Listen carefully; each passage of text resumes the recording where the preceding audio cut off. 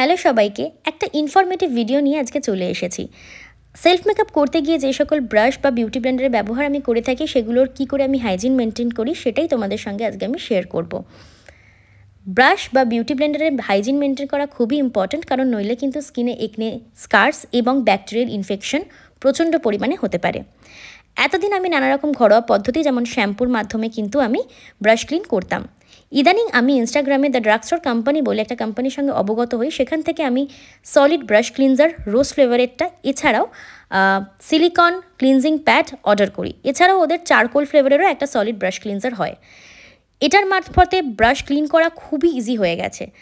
প্রথমে আমি জলের মধ্যে নর্মাল ট্যাপ ওয়াটারে একটুখানি ব্রাশটাকে ভিজিয়ে নিই, তারপরে সেটাকে সলিড ব্রাশ ক্লিনজারের মধ্যে একটু বলিয়ে নিই, তারপরে সিলিকন ক্লিনজিং প্যাডের মধ্যে এদিক ওদিক করে স্ক্রাব করে ভালো করে ধুয়ে আবার সেটাকে ট্যাপ ওয়াটারের মধ্যে আমি ধুয়ে নিই। এর ফলে যেটা হয়, আমার ব্রাশের যে বাকি পোর্শনটা সেটা কিন্তু ভেজে না, শুধুমাত্র তুলির পোর্শন থেকে যেটুকু এক্সট্রা মেকআপ সেটা বেরিয়ে যায়। সাথে ব্রাশের যে ব্রিসেলসগুলো খুব সফট থাকে আর খুব সুন্দর একটা স্মেল কিন্তু ছাড়ে। তোমরাও কিন্তু এখান থেকে পারচেস করতে পারো ওদের অফিসিয়াল পেজ থেকে। Thank you.